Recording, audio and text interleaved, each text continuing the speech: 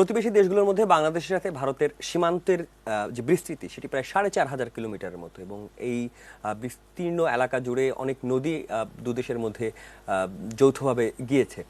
কিন্তু কোনো নদীর উপর আসলে যৌথভাবে কোনো ব্রিজ করা বা কোনো সংযোগ স্থাপন করা এটি আসলে দুদেশের পক্ষ থেকে করা হয় নাই। প্রথমবারের মতো মঙ্গলবার মৈত্রী সেতু নামে ত্রিপুরার সাবারুম শহর আর বাংলাদেশের রামগড় এই দুই স্থানের মাঝখানে মৈত্রী সেতু উদ্বোধন করেছেন দুদেশের প্রধানমন্ত্রী। আজকে রোজ আমরা যেই বিশ্লেষণ শুনি সংবাদে, সেই বিশ্লেষণের আয়োজন নিউজ গ্যালারিতে আজকে আমরা কথা বলবো সেই ইস্যুতে। আজকে আমাদের সাথে ভার্চুয়ালি যোগ দিবেন অধ্যাপক ডক্টর লাইলুফার ইয়াসমিন, আন্তর্জাতিক সম্পর্ক বিশ্লেষক। ম্যাম, আপনি নিশ্চয়ই আমাকে শুনতে পাচ্ছেন? শুনতে পাচ্ছি ম্যাম। স্বাভাবিকভাবে প্রশ্ন আসে, খুব বেসিক সাধারণ মানুষ আসলে বুঝতে চেষ্টা করবে যে এই 1.9 কিলোমিটারের যে ব্রিজটি এই দুদেশের মধ্যে হলো, এটির আসলে তাৎপর্যটা, মানে এটার গুরুত্বটা আসলে কতটুকু? ধন্যবাদ আমাকে এখানে আমন্ত্রণ জানানোর জন্য।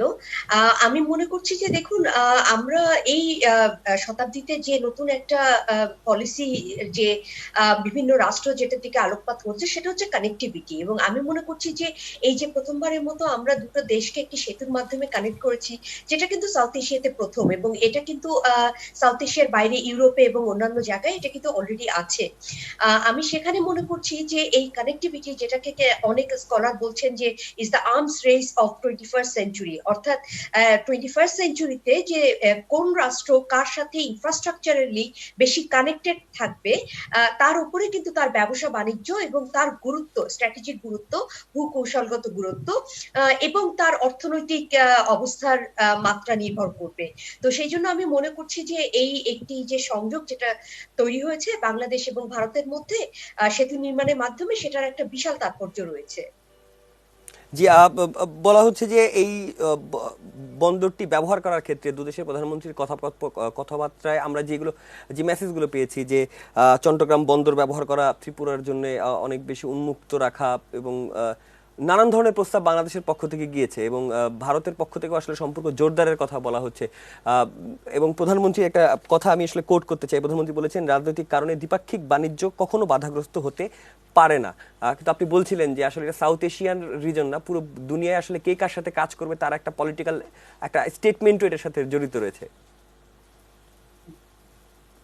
হ্যাঁ, আমি সেই জন্যই মনে করছি যে আসলে আমরা যদি ইউরোপিয়ান ইউনিয়ন কিভাবে তৈরি হয়েছে সেটা যদি দেখি, 1950s যেটা দেখা গেছে যে এই দুটো রাষ্ট্র, ফ্রান্স এবং জার্মানি, তারা কন্টিনিউয়াসলি 1870s থেকে যুদ্ধে লিপ্ত ছিল, কিন্তু তারা কিন্তু নন পলিটিক্যাল এরিয়াতে কোঅপারেশনের মাধ্যমে আজকে ইউরোপিয়ান ইউনিয়নে পরিণত হয়েছে।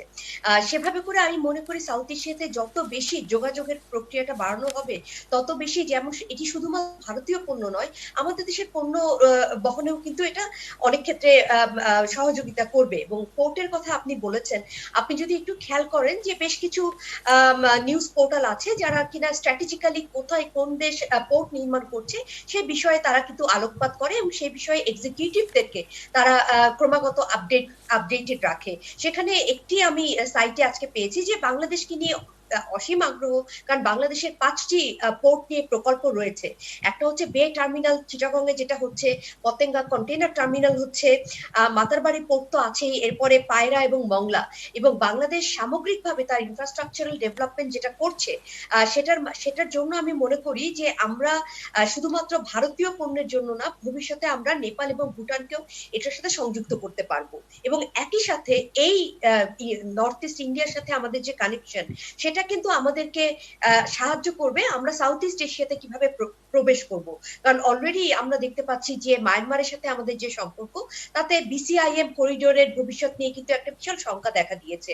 এবং আমরা শুধু বিসিআইএম করিডোর নয়, বাট আমরা নর্থ ইস্ট ইন্ডিয়ার মাধ্যমে আরো কিভাবে করে সাউথ ইস্ট এশিয়াতে প্রবেশ করতে পারি, সেই ধরনের একটা পসিবিলিটি এখন কিন্তু খুলে গিয়েছে।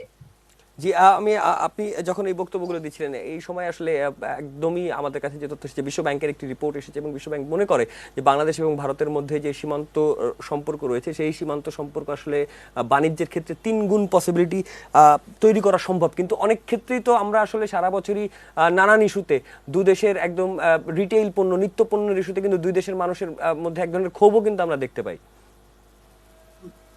দেখুন, দুজন নেইবার যখন পাশাপাশি থাকে তখন কিছু কিছু না কিছু খুব কোনো বিষয় কিন্তু তৈরি হয়।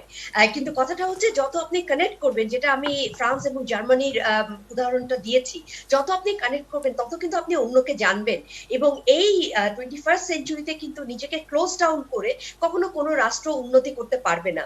যেটা কিন্তু অনেক ক্ষেত্রে আমরা একাডেমিক ওয়েতে বলি বা আমরা নন একাডেমিক ওয়েতে বলি যে ব্লক করা কাউকে, এটা কিন্তু সমাধান নয়। রাদার সমাধানটা হচ্ছে কিভাবে করে আমরা আরো বেশি কানেক্টিভিটি এবং একে অন্যকে চেনবার এবং জানবার সুযোগ তৈরি করব। সেক্ষেত্রে কিন্তু যে কথাটা একটু আগে আপনি বলেছেন যে সীমান্ত বিষয়ে যে আমাদের কিছু বিরোধ রয়েছে, সীমান্তে বা আরো কিছু সেন্সিটিভ ইস্যুস রয়েছে, তো সেই ইস্যুগুলো কিন্তু আস্তে আস্তে আমরা কিভাবে করে আমরা মেটাতে পারি, সেক্ষেত্রে এই বাণিজ্যের সম্পর্কের বৃদ্ধিটা আমাদেরকে অনেক ক্ষেত্রে সহায়তা করবে বলে আমি মনে করি। আপনি একদম শুরুতে যেটি বলেছিলেন যে আসলে বিশ্বের এই মুহূর্তে কে কার সাথে কাজ করতে যাবে যৌথগতভাবে, তার একটা বড় নিদর্শন হতে পারে। আমি এই প্রশ্নটা এই জন্য এখানে এসেছে যে তাহলে চীনও তো ফ্যাক্টর। আপনি বলছিলেন যে মায়ানমারের সাথে আমাদের যে সম্পর্কটা রয়েছে এবং যে ইস্যু আমাদের দুই দেশের মধ্যে রয়েছে সেটা আসলে সমাধান খুব তাড়াতাড়ি হচ্ছে না, সেটা আমরা দেখতেই পাচ্ছি। এরকম একটা সম্পর্কের কারণে চীন থেকে এক ধরনের চাপ আসতে পারে, বা রোহিঙ্গা ইস্যুতে বাংলাদেশ আসলে ভারতকে অবশ্যই এই কারণে পাশে পাবে, পুরো ফ্যাক্টরটা আরো কমপ্লেক্সিটির দিকে ক্রিয়েট করবে কিনা? আহ না, দেখুন, আমি এখানে দুটো বিষয়কে আলাদা করে দেখবো। কারণ রোহিঙ্গা বিষয়ে এটা স্পষ্ট, আমরা যারা রোহিঙ্গা ইস্যুকে ট্র্যাক করছি, আপনারা যারা করছেন জানেন, আমরা কিন্তু ভারতকে পাশে পাইনি। সুতরাং বাণিজ্যের সাথে আমি কিন্তু পলিটিক্যাল এবং নন পলিটিক্যাল ইস্যু দুটোকে পার্থক্য করে দেখিয়েছি। যে রোহিঙ্গা ইস্যুতে এই বাণিজ্যের কারণে যে ভারতকে আমরা পাশে পাবোই সে বিষয়ে কিন্তু কোনো গ্যারান্টি নাই। একই সাথে বাংলাদেশ কিন্তু ভারতের সাথে এই সীমান্তের যে বাণিজ্য বাড়ানোর প্রক্রিয়া শুরু করবার মাধ্যমে আরেকটি মেসেজ বিশ্ববাসীকে দিতে সক্ষম হয়েছে যে বাংলাদেশ কোনো স্পেসিফিক দেশে স্ফিয়ার অফ ইনফ্লুয়েন্সের মধ্যে নাই। রাদার বাংলাদেশ যেই রাষ্ট্রের সাথেই তার সম্পর্ক উন্নয়ন করবার সুযোগ আছে সেই রাষ্ট্রের সাথেই তার সম্পর্ক উন্নয়ন করবে। আপনারা দেখেছেন 2020 এই প্যান্ডেমিকের সময় অনেক একটা অ্যাপ্রিহেনশন এসেছে যে বাংলাদেশ চীনা বলয়ের মধ্যে ঢুকে গিয়েছে কিনা, কিন্তু সেটা কিন্তু আমরা দেখতেই পাচ্ছি যে বাংলাদেশে যেমন চাইনিজ প্রজেক্ট গুলো কাজ করছে, সেভাবে করে ভারতের সাথেও আমরা সম্পর্কটা উন্নত করছি। জি। আপনি যদি আমাদেরকে একটু বুঝিয়ে বলতেন, তাহলে এই যে কার্যক্রমটি শুরু হলো, স্বাভাবিকভাবেই এই কার্যক্রমে আরো এক্সটেনশন, যেহেতু দুই দেশের প্রধানমন্ত্রী আসলে মনে করেন যে ভৌগোলিক সুবিধা কাজে লাগিয়ে দক্ষিণ এশিয়া এবং দক্ষিণ পূর্ব এশিয়া যোগাযোগের সেতু বন্ধন করতে চান, দু দেশের প্রধানমন্ত্রী এমন কথা বলেছেন।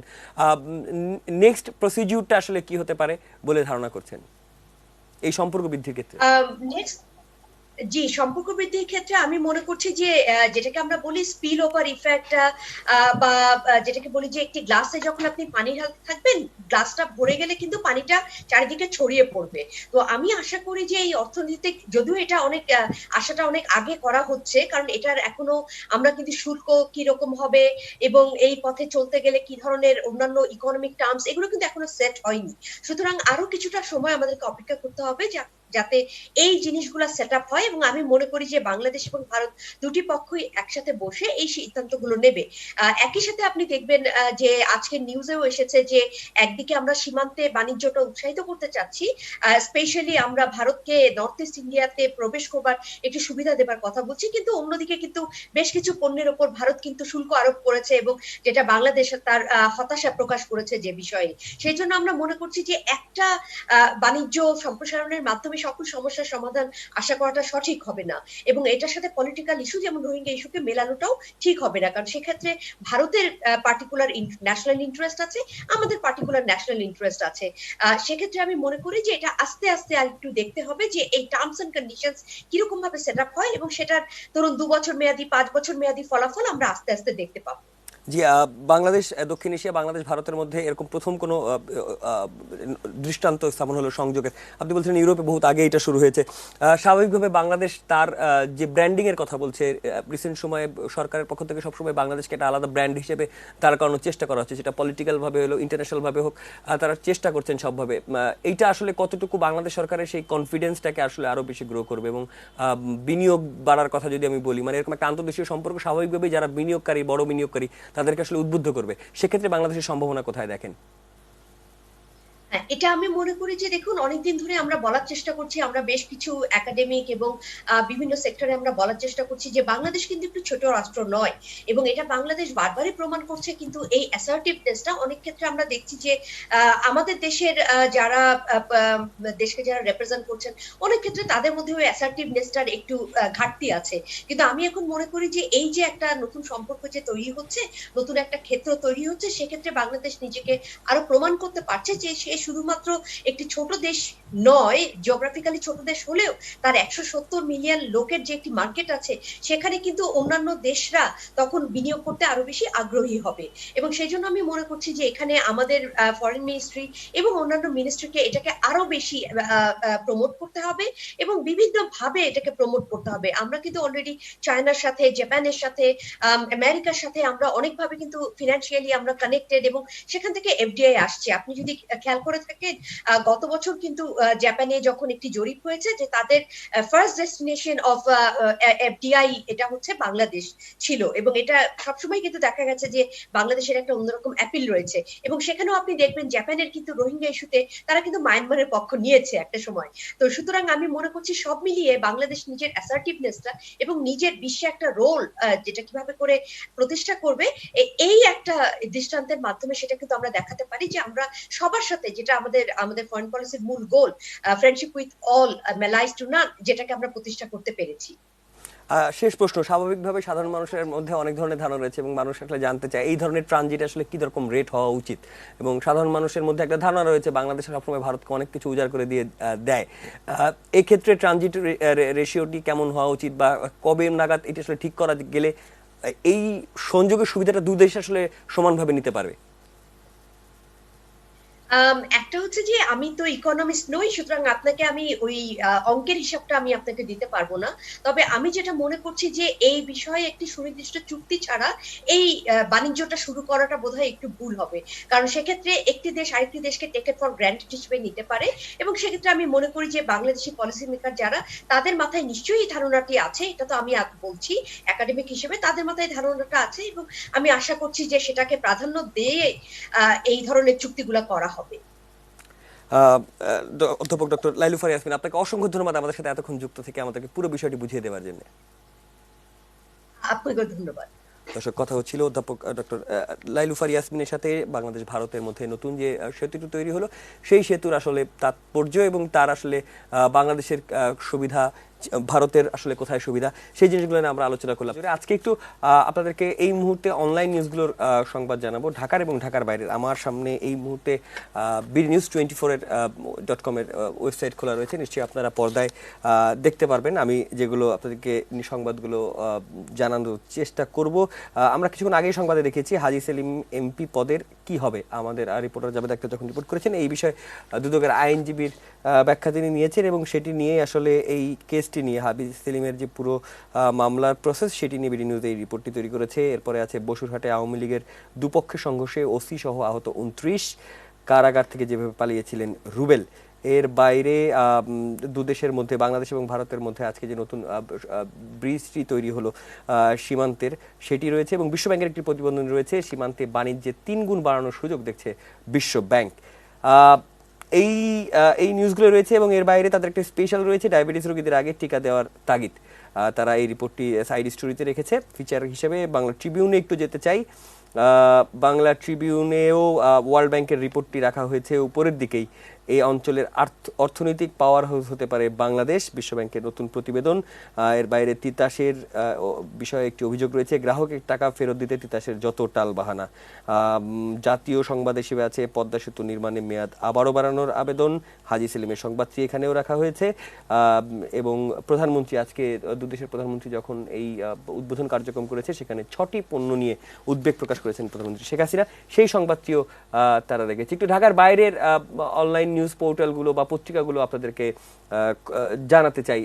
আমরা এই মুহূর্তে আমার সামনে খোলা আছে দৈনিক আজাদী। আজাদীর যে টপ লাইন, সেই টপ লাইনটি আয়নাবাজি সিনেমা যে আমরা যারা দেখেছি, প্রক্সি আজাদ কারাগারে শেষ রক্ষা হয়নি আসল আজাদেরও। একজন কারাগারের আসামির হয়ে আর একজন সাধারণ মানুষ যিনি আসলে তার অপরাধের সাজা খাটছিলেন, সেই স্পেশালিটি দিয়ে তারা তাদেরকে সাজিয়েছে। এবং এছাড়া অগ্নিঝরা মার্চের নিয়ে তাদের প্রতিবেদন রয়েছে। বঙ্গবন্ধুর ডাকে প্রশাসন ছিল কার্যত স্থবির। আজকে যে সংবাদটি আসলে সবার মাথায় ঘুরে ফিরে এসেছে, 8 সপ্তাহ পর 800 ছাড়ালো দৈনিক শনাক্ত রোগীর সংখ্যা, অর্থাৎ করোনার নতুন করে যে রোগীর সংখ্যা, সেই সংখ্যা বৃদ্ধি নিয়ে আসলে গণমাধ্যমগুলোতে আজকে আলোচনা রয়েছে। তারাও এটি স্পেশাল রিপোর্ট করেছে। সিলেটে যেতে চাই। সিলেটের একটি অনলাইন নিউজ, সিলেট বার্তা 24.com, একেবারেই সিলেটের মানুষের বিষয়গুলো নিয়ে তারা আসলে আজকে তাদের অনলাইনটি সাজিয়েছে, পত্রিকাটি সাজিয়েছে। জগন্নাথপুরে নলজুর নদী খনন কার্যক্রমে পরিদর্শন বেলা, উপশহরে মাঠে মেলা বন্ধে মানববন্ধন। আমরা প্রায়ই দেখি উপশহরগুলোতে মাঠগুলো আসলে খেলার বদলে মেলার জন্য বরাদ্দ হয়ে যাচ্ছে। 7 দফা দাবিতে সিলেটে হোটেল শ্রমিকদের ইউনিয়নদের মিছিল। সিলেটে মোটরসাইকেল ধাক্কায় আহত বৃদ্ধে হাসপাতালে মৃত্যু। এর বাইরেও আরও বেশ কিছু সংবাদ তাদের রয়েছে। দৈনিক করতোয়ায় যেতে চাই। তাদের এডিশন আজকের দিনের জন্য তাদের যে পত্রিকার সেটি তারা ছাপিয়ে ফেলেছে এবং সেটি তারা ই পত্রিকা হিসেবে দিয়ে দিয়েছে। তারা বাংলাদেশ ভারত মৈত্রী সেতুর উদ্বোধনে শেখ হাসিনা নরেন্দ্র মোদীর দু দেশের সম্পর্ক আরও সুদৃঢ় হবার আশাবাদ। তারাও শনাক্ত বেড়ে চলেছে বলে তারা এই সংবাদটি রেখেছে। অর্থাৎ করোনার যে সংখ্যা, সেটি নিয়ে আসলে সমস্ত গণমাধ্যমগুলো আজকে তাদের শীর্ষ সংবাদে রেখেছে। এর বাইরে হাজী সেলিম 10 বছরের সাজা হাইকোর্টে বহাল, সেই নিউজটি তারা রেখেছে। এবং কুড়িগ্রামে কৃষি বিশ্ববিদ্যালয় আইন খসড়া মন্ত্রিসভায় চূড়ান্ত অনুমোদন।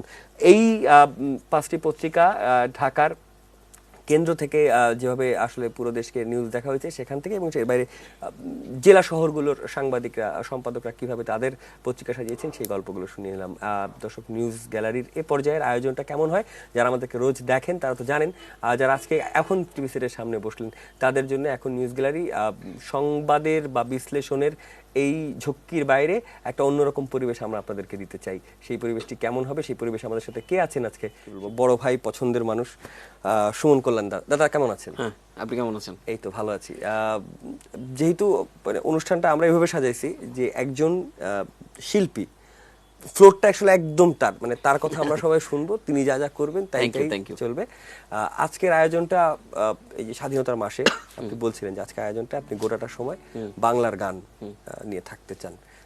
দাদা, এটা কি শুধু মার্চ কেন্দ্র করে নাকি? মার্চ এবং আমাদের স্বাধীনতা সুবর্ণ জয়ন্তী, মুজিব বর্ষের চলছে, সবকিছু মিলে একটা অদ্ভুত একটা ভালো পরিবেশ। যদিও প্যান্ডামিকের কারণে সবকিছু মানে উৎসব মুখর যে বিষয়টা হওয়া দরকার ছিল ওই জিনিসটা হয়তো ভেবে নেই এই মুহূর্তে প্যান্ডামিকের কারণে, কিন্তু তারপরে তো আমাদের মনের মধ্যে তো একটা উৎসব তো থাকবে।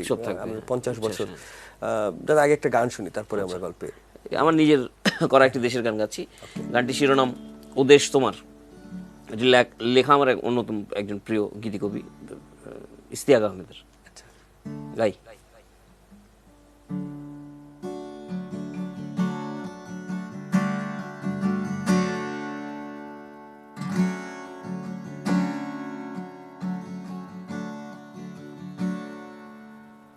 ও দেশ তোমার সেই মমতার দরজা খুলে রেখো,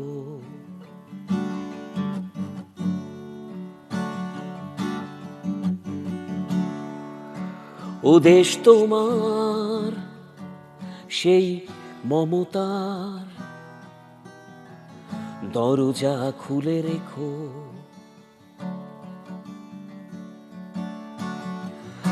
আসবে আমার রক্ত জামার হারানো ভাই লাখো, যত্নে তাদের আশীর্বাদে রংটা গায়ে মেখো, ও দেশ তোমার সেই মমতার দরজা খুলে রেখো।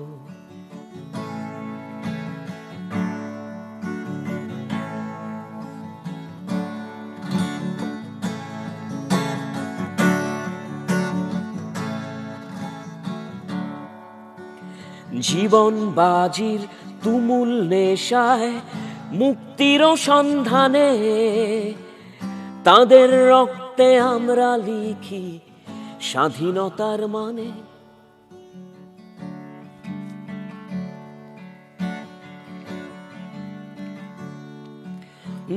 জীবন বাজির তুমুল নেশায় মুক্তির সন্ধানে, তাদের রক্তে আমরা লিখি স্বাধীনতার মানে। আসবে আমার রক্ত যে আমার হারানো ভাই লাখো, যত্নে তাদের আশীর্বাদের রংটা গায়ে মেখো। ও দেশ তোমার সেই মমতার দরজা খুলে রেখো।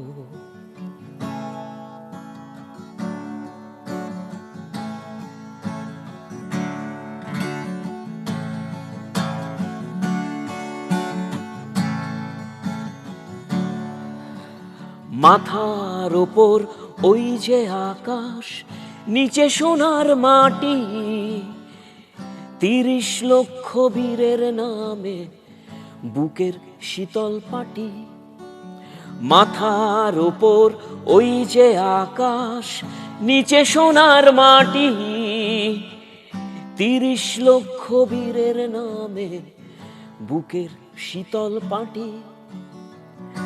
আসবে আমার রক্ত যা আমার হারানো ভাই লাখো, যত্নে তাদের আশীর্বাদের রংটা গায়ে মেখো।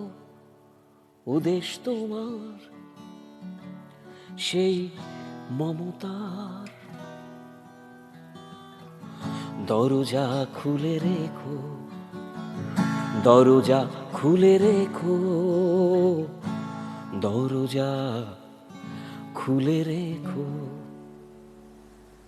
দাদা, আপনার ম্যাক্সিমাম গানের মধ্যে বাংলাদেশ, এবং আমি আমি আপনার বিষয়ে যখন পড়াশোনা করতেছিলাম, আমি পড়াশোনা করতেছিলাম, তখন আমার কাছে মনে হলো যে আপনি খুব বেশি কনসার্ন দিয়েছেন দেশের গানের প্রতি। সবাই এরকমটা করে না, ম্যাক্সিমামই আসলে খুব বেশি বাণিজ্যিক গানের সংখ্যায় বেশি থাকে। না, আমি তো প্রফেশনালি যেহেতু মিউজিক ডিরেকশন করি, বাণিজ্যিক গানের সাথে আমিও আছি, কিন্তু নিজের কিছু একান্ত ভালো লাগার জায়গা থাকে, ওই জায়গাগুলো না অন্য কারোর সাথে শেয়ার করে হয় না। বাট আমার যে ফিলিংটা, ওইটা কিছু কিছু ফিলিংস থাকে, এগুলো আসলে যার জন্যই আসলে আমি নিজের মতো করে একটু গাই। আমি ওই অর্থে গায়কও না, কিন্তু ওই জিনিসগুলোকে আমি ওইভাবে কম্পাইল করা, যার জন্য তার মধ্যে দেশটা অনেক বেশি প্রাধান্য পাইছে কিছু কিছু গানটা নিয়ে। এটা মানে দেশটা যে চয়েসের মতো করে আসছে, মানে দেশটার চয়েসটা, মানে গান একটা গানের একটা আমাদের তো প্যাটার্ন। একটা বিশাল মানে আত্মত্যাগের ইতিহাস, তা তো অবশ্যই, আমাদের এই তা তো অবশ্যই। একটা মানচিত্র, একটা দেশকে আজকে আমরা স্বাধীন দেশে জন্মগ্রহণ করেছি, একটা হ্যাঁ, এটা তো একটা বিশাল, সে 52 থেকে 71 সবকিছু মিলে তো, সো এটা তো ভাবায়। আর ব্যক্তিগতভাবে আমার বাবা একজন মুক্তিযোদ্ধা ছিলেন, আর ছোটবেলা থেকে আমি ওই পরিবেশটা, মানে দেশকে ভালোবেসে যে যে ছোটবেলা থেকে বাবার মুখে মুক্তিযুদ্ধের গল্পগুলো শোনা, তার ওনার ছাত্র জীবনে, ওনার থেকে সংগ্রামী জীবনে মুক্তিযুদ্ধে আসা এবং দেশটা স্বাধীন হওয়া, উনি কেমন দেশটা দেখতেছি, সবকিছু মিলে আমার ছোটবেলা থেকে কিছু জিনিস মানে হয় না কিছু, এই বিষয়টা এইটাই বলতে পারি। হয়ে গেছেন। শ্বশুর আগে বলছিলেন যে আজকে গান করবেন এমন কিছু মানুষকে নিয়ে যাদের আসলে দেশের প্রতি অনেক অবদান রয়েছে, তাদেরকে ডেডিকেট করে আপনি কিছু গান করবেন। এখন কার গান? আমার বিষয় ভিত্তিক বেশ কিছু গান রয়েছে, মানে এই আজকে স্বাধীনতার সুবর্ণ জয়ন্তীতে এই মানুষগুলোর অনেক রকম মানে তাদের আত্মত্যাগের জন্যই আমরা যে একটু আগে যা বললাম যে ওরকম একজন মানুষ। লাস্ট আমাদের এই যে 6 মার্চ ওনার 3য় মৃত্যুবার্ষিকী ছিল। ফেরদৌসী প্রিয়বাসিনী। ফেরদৌসী প্রিয়বাসিনী, আমাদের সবার প্রিয় মুক্তিযোদ্ধা ভাস্কর। তো ওনাকে নিয়ে আমার একটি গান ছিল, এটা লেখা ছিল রাফিউজ্জামান রাফি, খুব ইয়াং একটা ছেলে। ফেরদৌসী ভাসিনীর একটা বই আপনি পড়েছেন কিনা আমি জানি না, বইটার শিরোনাম হচ্ছে নিন্দিত নন্দনে। আমার পড়া হয়নি। হ্যাঁ, এটা অসাধারণ একটা বই, আপনি না পড়লে আসলে বুঝবেন না। তো ওই বইটাকে আমরা দুজনেই বসে ওই বইটা থেকে কিছু জিনিস মানে কম্পাইল করে, পরে আমার দুর্ভাগ্য আমি গানটা করে অনেকটা এগিয়েছিলাম, কিন্তু ওনাকে আমি একদম লাইভলি শোনাতে চেয়েছিলাম, কিন্তু হঠাৎ করে ওনার এটা আমার আমার যেটা মনে পড়ে, তখন আমি আরেকটি স্টেশনে কাজ করতাম রিপোর্টিং এর, এবং উনি মারা যাওয়ার এরকমই কিছু আগে কোনো একজন যুদ্ধাপরাধীর বিচারের রায়ের হলে আমরা সাধারণত তার কাছে যাইতাম একটা রিয়াকশনের জন্য, এবং খুবই কেমন বলবো, মানে এক ধরনের তাদের বাসার পরিবেশটা, লেকের পাশের পরিবেশটা আসলে অন্যরকম। ভাস্কর হিসেবে তো ওনার যে বিষয়টা, ওনার শিল্পকর্মগুলো একটু বলতে হয়। ওনার আপনার উনি কিন্তু ডাস্ট, মানে আমরা যে ফেলে দেওয়া জিনিসপত্র, ফেলনা ধরেন একটা জিনিসগুলো। টবের গাছ, ডালপালা পচে গেছে বা একটা গাছের গুড়ি কেউ ফেলে দিয়ে গেছে, এইসব জিনিসকে এইসবকে উনি কুড়িয়ে এনে না শিল্পে পরিণত করতেন। এরকম ওনার প্রচুর অদ্ভুত অদ্ভুত ভাস্কর্য আছে। বাসায় গেলেই অন্যরকম হ্যাঁ, লাগবে। অন্য একটা বিষয়। এখন তাহলে শুনি। গানে যাই, আব্দুর রাফির লেখায় এবং শ্রদ্ধা। অবশ্যই অবশ্যই আমাদের এটি নিউজের পক্ষ থেকে এই স্বাধীনতার সুবর্ণ জয়ন্তীতে আমরা 100 নারীকে এই 50 বছরের পথ চলায় যাদের আমাদের অবদান আছে তাদের জন্য আমরা বিশেষ আয়োজন রেখেছিলাম গতকালই 50-100, এবং আমরা পুরো বছরই একটা ডকুমেন্টেশন করেছি সমস্ত যাদেরকে আছে। ফেরদৌসী প্রিয়বাসিনী সেখানে অবশ্যই আছেন। খুবই খুবই এবং ছোট ছোট করে 2 মিনিটের মধ্যে যে তরুণদেরকে তুলে ধরা, চট করে যাতে নামটা মনে থাকে। আমারও ওরকম ভাবনা থেকে যে মানে ফেরদৌসী প্রিয়বাসিনীর মতো মুক্তিযোদ্ধা সারা বাংলাদেশে আরো আছেন, কিন্তু উনি একটা আইডল অবশ্যই, ওনার যে আত্মত্যাগের। সো আমি গানটা গাই তাইলে, ওকে। এবং পুরোটাই আমার ওনাকে অবজার্ভ করে ওই নিন্দিত ওনার ওই বইটা থেকে গাই। জি।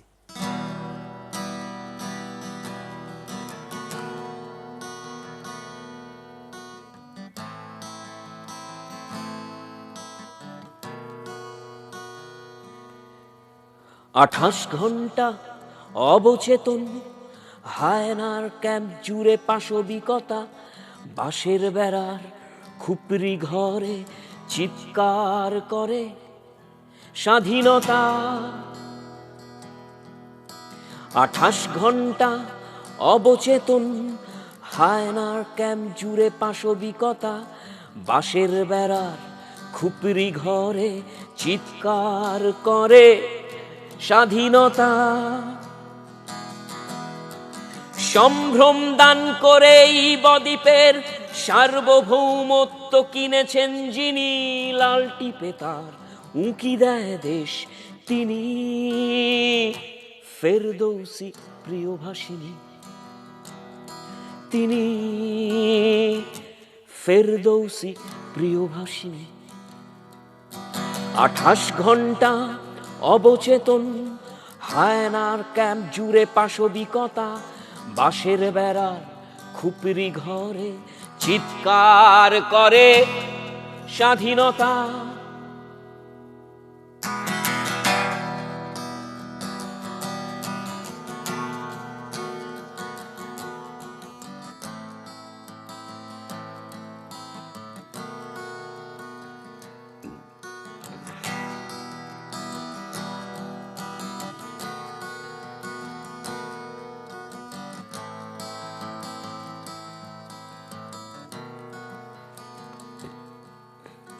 ঘরে ফেরা ছেলেকে চুমু খান মা, আর লাঞ্ছিত মেয়েটি পায় বঞ্চনা, চেনা জানা মুখগুলো সব অচেনা, ভয় ছাড়া তার সাথে কেউ ছিল না। সম্ভ্রম দান করে এই বদ্বীপের সার্বভৌমত্ব কিনেছেন যিনি, লাল টিপে তার উকি দেয় দেশ তিনি, ফেরদৌসী প্রিয়ভাষিনী তিনি, ফেরদৌসী প্রিয়ভাষিনী।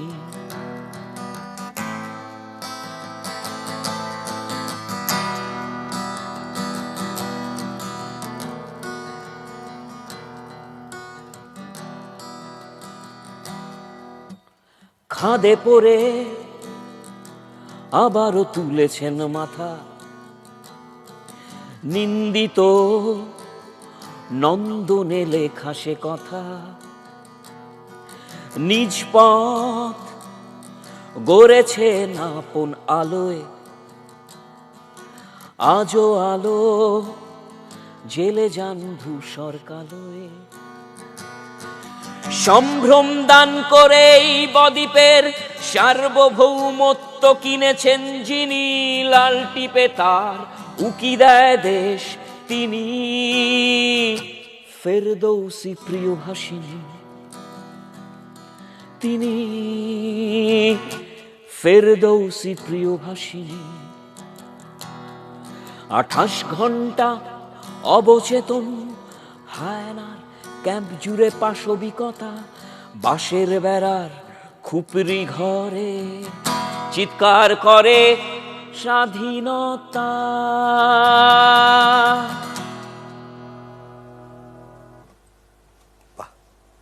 দাদা, গানটার লিরিক শুনে শুনতে একটা প্রশ্ন মাথায় আসলো, যেটা হচ্ছে আমি কবি সুমন আর রঞ্জন দত্তের একটা ইন্টারভিউ শুনছিলাম কলকাতার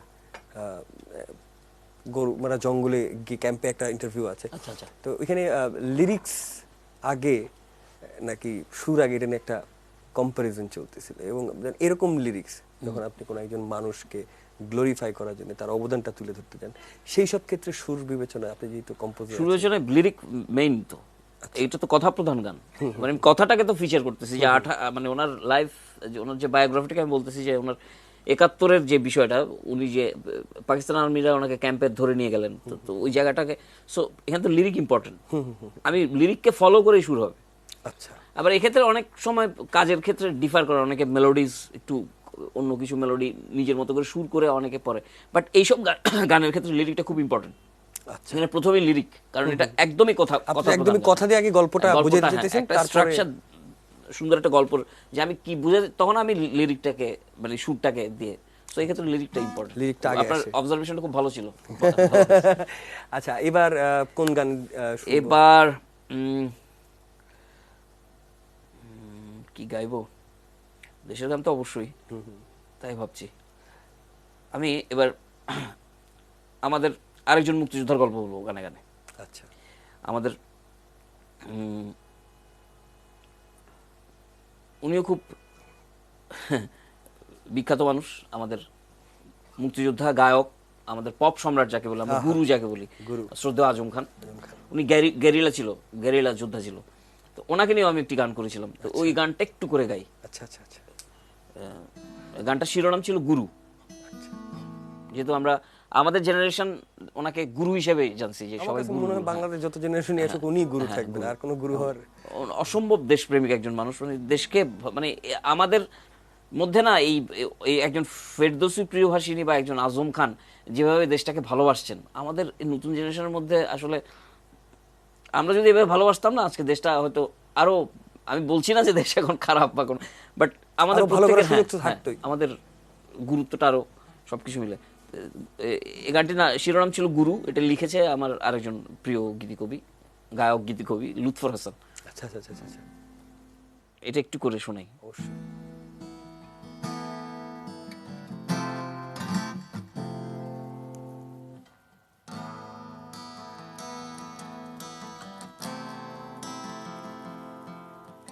ঝাঝালো মিছিল ধরে আগুনের পথ, রাইফেল কাঁধে চেপে বেঁধে গেছো সুর, সেই সুর ছুঁয়ে ছুঁয়ে প্রাণের স্বদেশ হেঁটে এসেছে আজ এত দূর। অগণন কণ্ঠ জমাট স্বরে তোমাকে নাম ধরে ডেকে যায় গুরু, তোমার কোলেই জন্মেছে এই দেশ, লাল সবুজের প্রেম সেই থেকে শুরু। ঝাঝালো মিছিল ধরে আগুনের পথ, রাইফেল কাঁধে চেপে বেঁধে গেছো সুর। একটু করে সিম্পল মানুষ ছিলেন, খুব সিম্পল মানুষ ছিলেন। হ্যাঁ, অসম্ভব সাধারণ সহজ সরল মানুষ ছিলেন। সেই দিককার কথাগুলো মানে সব সময় যে কটা ইন্টারভিউ দিয়েছেন, চেষ্টা করেছি সবগুলো ইন্টারভিউ আসলে দেখবার, কারণ আসলে এগুলো আসলে রেফারেন্স হিসেবে থেকে যাবে সারা জীবন। এগুলি এটাই বাংলাদেশ, এটাই বাংলাদেশ। সুমন ভাই, একটু পার্সোনাল প্রশ্নে যাই। অনেক দিন ধরে আছেন, অনেক দিন ধরে কাজ করতেছেন, আমি যদি ভুল না করি 90 থেকে আপনি কিবোর্ডের সাথে আছেন, তারপরে 2002-তে আপনি প্রফেশনে কম্পোজিশন হিসেবে কাজ করা শুরু করতেছেন। পেছনে যখন তাকান, কতটুকু মনে হয়, জানি শিল্প আসলে বিচার করার জায়গা না, কিন্তু তারপরেও মনে হয় না যে আত্মতৃপ্তির জায়গায় বা সংকোচের জায়গায় যে এই জায়গাটাতে হয়তো আরো ভালো করা? সঙ্গীতটা প্রথমত প্যাশন ছিল, ওকে, নেশা ছিল। আচ্ছা, শখ, একদমই শখ। এরপর আস্তে আস্তে যে এটা পেশায় পাল্টালো। পেশায় যখন পাল্টালো তখন এটা কিন্তু, এবং যেমন প্রত্যেকটা ফ্যামিলিতে একটা বাবা মা চায় কি ছেলে একটা স্টেবল জায়গায় থাকো। স্টেবল জায়গায় থাকুক, একটা কনফার্ম জায়গায় থাকুক। সবাই চায় যে আমার ছেলেটা ডাক্তার হোক, ইঞ্জিনিয়ার হোক, তো এরকম। তো ওই জায়গা থেকে আমি আবার, আমার বাবা মার একমাত্র সন্তান, ওই জায়গা থেকে আমার কিন্তু অনেক ফাইট করতে হয়েছে। আজকে আমি প্রায় 25 বছর সঙ্গীতের সাথে। তো এটা মানে আমি মনে করি আমি গান নিয়ে একটা যুদ্ধ করতেছি। যুদ্ধটা অনেক রকম, আমার 25 বছরের যুদ্ধটা অনেক রকম যুদ্ধ, মানে জীবন যুদ্ধ বলেন, গান নিয়ে যুদ্ধ করা। ওই জায়গা থেকে আত্মতৃপ্তির জায়গা না থাকলে কিন্তু আসলে এতদিন আমি রান করতে পারতাম না, বাহ। যোদ্ধা হইতে পারতাম না, গানের যোদ্ধা হইতে পারতাম না। চেষ্টা করে যাচ্ছি, এবং আমার মনে হয় না আর তো রেস্ট অফ লাইফ আমাদের আছি। তো যেন একটা প্রশ্ন আমার কাছে আছে, আমি গত কদিন ধরে এই প্রশ্ন করে শিল্পীদের খুব মজা পাচ্ছি। আগে একটা গান শুনবো, তারপরে করবো।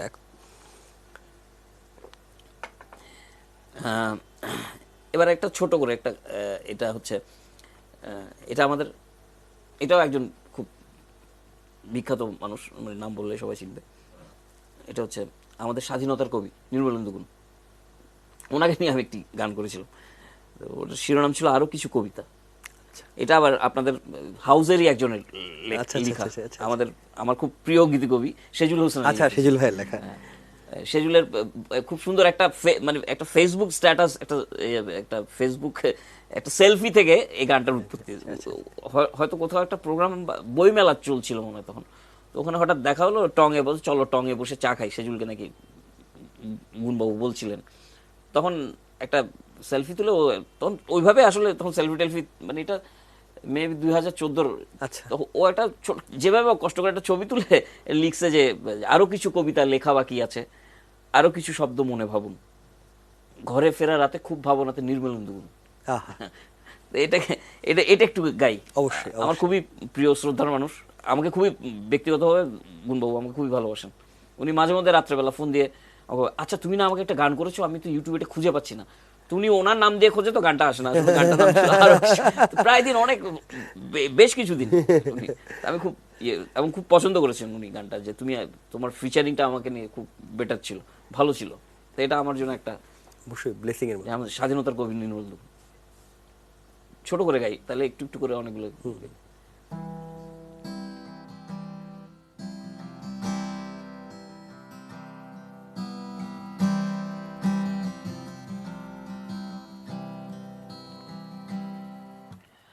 আরো কিছু কবিতা লেখা বাকি আছে, আরো কিছু শব্দ মনে ভাবুন, আরো কিছু কবিতা লেখা বাকি আছে, আরো কিছু শব্দ মনে ভাবুন, ঘরে ফেরা রাতে খুব ভাবনাতে নির্মলেন্দু গুণ, ঘরে ফেরা রাতে খুব ভাবনাতে কবি নির্মলেন্দু গুণ।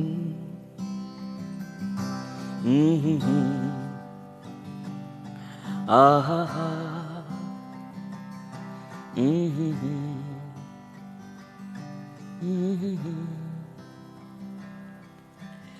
আরো কিছু দুঃখ পাওয়া যেতে পারে, আরো কিছু স্বপ্নে হতে পারে ভুল, ও আরো কিছু দুঃখ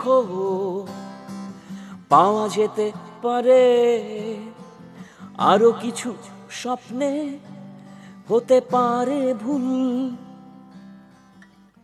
রাত্রির ঠোঁটে কাশবন ফোটে আরো কিছু রঙিন ফুল, রাত্রির ঠোঁটে কাশবন ফোটে আরো কিছু রঙিন ফুল, ঘরে ফেরা রাতে খুব ভাবনাতে নির্মলেন্দু গুণ।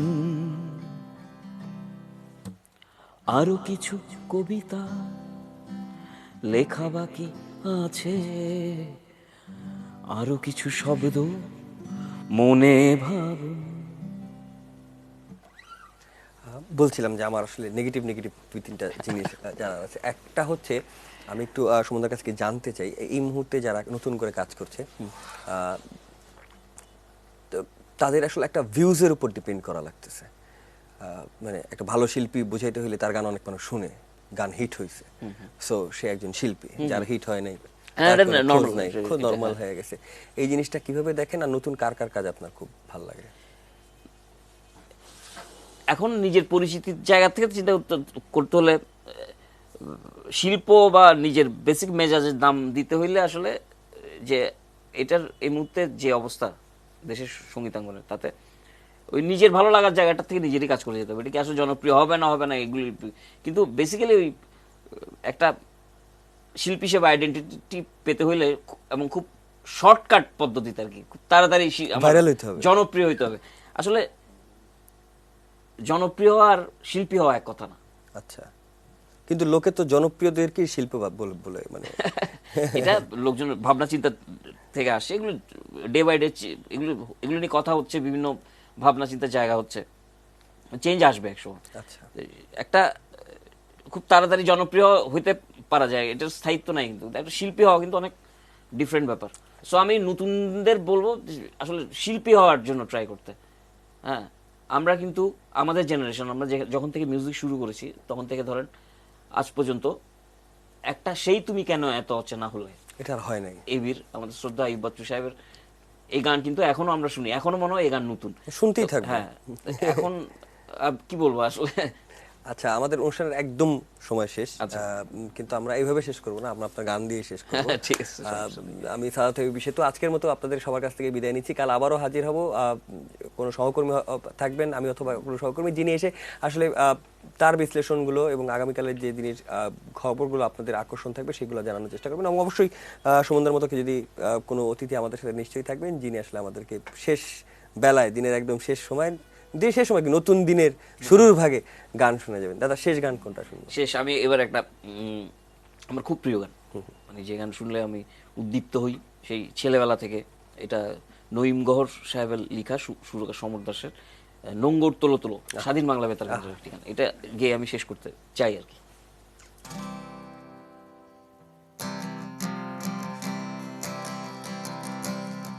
এটি নিউজকে আবারও ধন্যবাদ।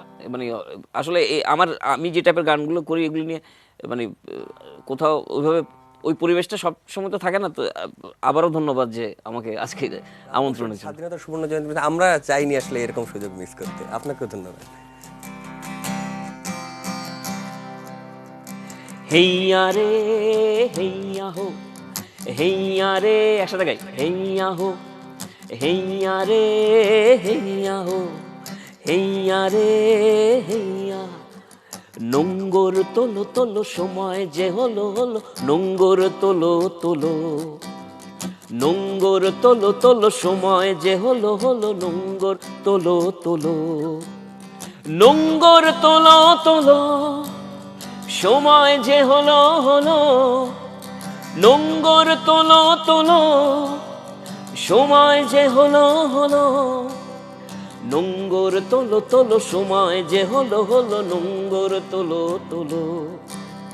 হেইয়া রে হেইয়া হো, হেইয়া রে হেইয়া, হেইয়া রে হেইয়া হো, হেইয়া রে হেইয়া।